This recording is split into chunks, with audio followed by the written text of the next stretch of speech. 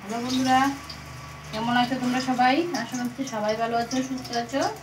তো অচেনা ব্লগে তোমাদের অনেক অনেক স্বাগত। আজকের ব্লগটা হচ্ছে আমার মেয়ের জন্মদিন।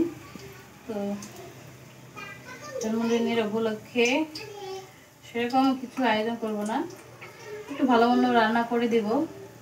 দেখো শরীর ভালো নেই, আমার চুলে ঘা হয়েছে, এদিকে ছেলেদেরও শরীরটা ভালো না, ডাক্তার দেখাতে যাবো। এদিকে তোমাদের দাদাভাই বাড়িতে নেই, কে কী করবে।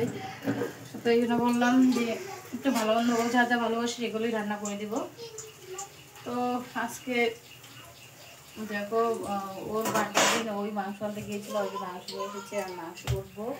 আর হচ্ছে বকলে ভরা করছি, আর এদিকে পটল ভাজি, আর হচ্ছে চাটনি। মানে এদিকে আমার বাবা আসবে, আর ও চিংড়ি মাছ খেতে খুব ভালোবাসে, নদীর চিংড়ি মাছ নিয়ে আসবে বাবা, চিংড়ি মাছ আনবে। তারপর গাছের আম, কাঁঠাল, কলা এগুলো নিয়ে আসবে। তো ভাবছি চিংড়ি মাছ করবো, আর হচ্ছে চাটনি টাটনি করবো, এগুলোই করবো, এর থেকে বেশি কিছু করবো না। তো দেখতে থাকো ব্লগটা, আশা করি ভালো লাগবে। বন্ধুরা এখন হচ্ছে সন্ধ্যা 7টা বাজে। তো দেখো সারাদিনে টাইম পাইনি, সকাল থেকে আদা রান্না করে গিয়েছিলাম ডাক্তারের কাছে। ডাক্তার দেখিয়ে এসে এই যে এখন মেয়েকে খেতে দিয়েছি, এই যে রান্না করে। কী কী রান্না করেছি দেখাচ্ছি, ক্যামেরাতে দেখাচ্ছি, এভাবে দেখা যাচ্ছে। তো এই হচ্ছে ভাত, আর হচ্ছে পটল ভাজি, আলু ভাজি, বকফুলের বড়া, আর হচ্ছে লেবু ডাল। এটা হচ্ছে চিংড়ি মাছ, আমার বাবা দিয়ে গেছে নদীর ছোট ছোট চিংড়ি, বোঝা যাচ্ছে না, উপর থেকে উঠে খেয়ে নিয়েছে। তো চিংড়ি খাওয়ার জন্য অনেকদিন থেকেই পাগল হয়ে গিয়েছিলো, তো দেওয়ার পরে চিংড়িগুলো আগে ওটাই খেয়ে নিয়েছে। আর হচ্ছে পায়েস, এটা চাটনি, আর মাংস, আর ওইখানে হচ্ছে মিষ্টি সন্দেশ আর চকলেট। তো এতটুকুই আয়োজন করেছি, তো এখন খাবে। কী বলবো, আর তোমাদের দাদাভাই তো বাড়িতে নেই, সেই জন্য ওরা সেরকম আয়োজন করতে পারেনি। শুধু এখানে কেকটা বাকি। তো এদিকে মেয়ে আর বান্ধবীদের নিয়ে ঘুরতে গিয়েছিল, তো ওখানে সবাই মিলে কেক কেটে ওরা খেয়েছে। বাড়িতে কেক আনা হয়নি, তো ওরা কেক খেয়েছে, কেক কেটে ওরা ঘুরতে গেছিলো, ঘুরে এসেছে। আর বাড়িতে কেক আনা নেই, বাড়িতে এই যে আমি যতটুকু পেরেছি ততটুকুই আয়োজন করে দিয়েছি।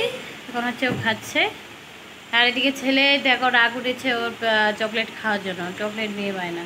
একটা চকলেট খেয়েছে, ওর বান্ধবী চকলেটে পেলে দিয়েছে, তো আরও এখনই চকলেট লাগবে বলছি করে খাওয়ার জন্য। না এখনই ও চকলেট খাবে, এই যে দেখো আগে কেমন করতেছে। তো কি বলবো, মানে সকাল থেকে যা যা করেছি সমস্ত কিছু দেখাইনি, কারণ এত কিছু দেখাতে গেলে ভিডিওটা অনেক বড় হয়ে যাবে। আর সেরকম সত্যি কথা বলতে টাইম পাইনি। আজকে অর্ধেক রান্না করে গিয়েছিলাম হসপিটালে ডাক্তার দেখাতে, তো ডাক্তার দেখিয়ে এসেছি। এদিকে বাবা এসেছিলো, সেগুলোও তোমাদের সেইগুলো ভিডিও করতে পারিনি। আমার বাবা বাড়ি থেকে আমার দাদা বাড়ি থেকে চিংড়ি মাছ মেরেছে। তো আমি বলছিলাম চিংড়ি মাছ খাওয়ার জন্য, মেয়ে পাগলা হয়েছে। আর বাজারের চিংড়িগুলো আমার একদমই পছন্দ না, একদম আদা বোঝা মতো লাগে, তো ওইগুলো আমার পছন্দ না। তো বাড়ি থেকে চিংড়ি মাছ, কাঁঠাল, গাছের আম, তারপরে কলা, ওগুলো সব নিয়ে এসেছিলো বাবা। তো বাবা দুপুরে খেয়ে দিয়ে চলে গেছে, বাবার সাথেই গিয়েছিলাম হসপিটালে। এদিকে আমার দিদিও আসছিলো, হসপিটালে গিয়ে ডাক্তার দেখিয়ে আসলাম। এদিকে বাবা কি কি এনেছে সেগুলো দেখছে। আমাদের গাছের আম এতটুকু হয়েছে, খুব বড় হয়নি। তো আমি বলছি অনেক তো গাছ থেকে পড়ে যায়, তো এগুলো দিয়ে আম মাখা চাটনি খাওয়া যাবে। তো বলেছিলাম মাকে, তো মা যে দিয়ে দিল, বাবা নিয়ে আসলো। আর এই হচ্ছে গাছের কাঁঠাল আর চিংড়িগুলো দাঁড়াও দেখাচ্ছি। আমাদের বাড়ির মানে বাড়ি বলবো কি, এই যে নদীর চিংড়ি, একদম দাদা নদী থেকে মেরে এনেছে। মা বেছে একদম ধুয়ে বেজে দিয়ে ভাজা করে তারপর পাঠিয়েছিল। তো আমি শুধু এখন একটু হালকা করে মেখে দিয়ে রান্না করে দিয়েছি। আর এটা বাকিটা রয়ে গেল, কালকে কাঁঠাল চিংড়ি করব। তো আমার এই চিংড়িটা খুবই প্রিয়, বাজারে বড় চিংড়ির থেকে আমার এই চিংড়িটা একদমই খুব ভালো লাগে খেতে। আর এনেছি আমাদের বাড়ির গাছের কলা, এই যে দেখো 2 গান্দা এনেছে, এই যে ছেলেরা ভেঙে ভেঙে খেয়েছে। এই যে দেখো আমাদের বাড়ির গাছের কলা। তো